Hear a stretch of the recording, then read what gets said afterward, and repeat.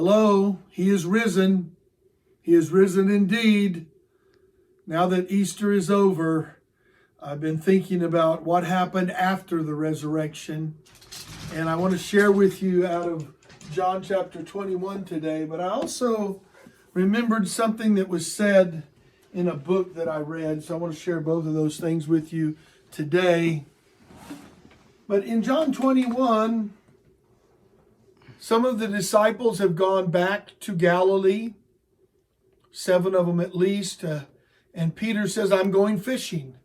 And I want to read that to you because this happened after the resurrection.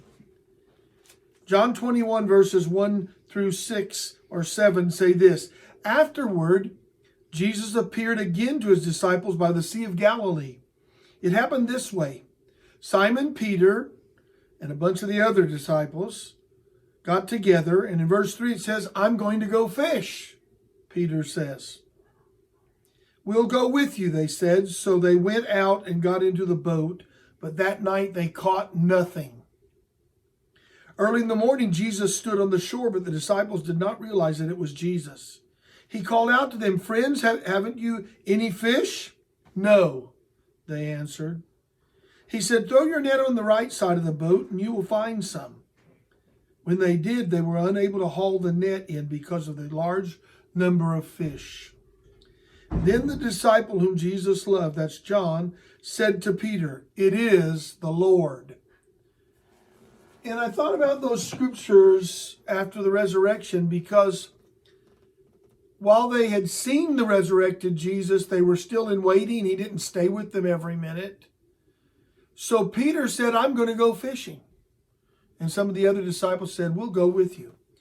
For years, I thought that this was like Peter trying to go back to his old life or something, maybe trying to just go back to secular work, and he wasn't going to serve or be in the ministry he'd promised Jesus to follow him and to do everything right. But that's not it at all. What's happening here is Peter, even though he's an impulsive guy, he realizes that he needs to be doing something. He needs to be active. He needs to be involved. And he makes a good choice. He goes back to something that he knows how to do.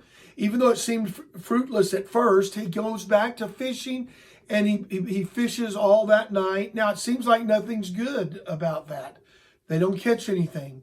But the interesting thing here is, again, like Mary Magdalene going to the tomb, is when she's crying there and waiting and seeking him, he appeared.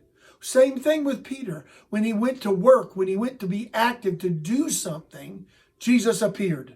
And we forget that while we're sequestered, while we're, in our homes and we're being limited socially on what to do, we're not being limited on doing something. We can't do everything, but we can do something. And Peter said, I'm going to do something. And it was a blessing that he did that because then the miracle took place. Not only that Jesus showed up, but Jesus made what he was doing fruitful. They brought in a tremendous amount of fish. And it's only when Jesus shows up that something really happens miraculously. I want to read you out of this book. I was looking through the books of Andy Andrews. I've read all of his books this morning, but I want to read you out of the book, The Final Summit, where it's a fictional, imaginary book about the angel Gabriel getting all of the wisest, smartest people of the centuries together and asking them what are the wisest things, the combined wisdom of the centuries, what is the wisest thing that you can tell humanity to help humanity. And at the end of the book, they come up with a statement. People like Benjamin Franklin and Thomas Jefferson and Abraham Lincoln and Albert Einstein and all of these brilliant people, King David, and they come up with a statement. I want to read some of it to you, just the end of it. Listen to this, a personal declaration. I cannot do everything, but I can do something. And I can do something right now. Never again will I allow what I cannot do to interfere with what I can do. Circumstances are rulers of the very weak. I am not weak. Neither discouragement nor despair will stop me from doing something and doing it now. I am strong-minded. I can make myself do something I would rather not do in order to get a result that I do want. I will do something, and I will do it now. My life, which was once a question mark, is now a statement. Stormy seas do not scare me, for I am in the calm of the storm. My past is behind me, and my future is bright, because I now know the secret of the present. I will do something, and I will do it right now. Right now, I will do something for my family. Right now, I will do something for my friends. Right now, I will do something for those who do not even know my name. For my family, for my friends, and the strangers of the world are valuable in the Creator's sight. I will let them know that I recognize that fact by my actions. I now know that my smile, my words, and my attitudes are actions.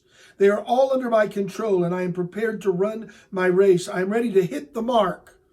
I will now do my part in restoring humanity to the pathway towards successful civilization. I will do something, and I will do it right now. And I think that's what Peter realized. We're waiting. We haven't got the full direction of the resurrected Jesus.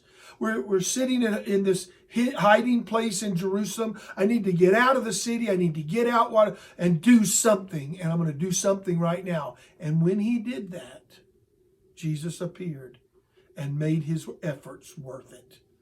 When you're around the house, when you're doing things now more closed in, do something.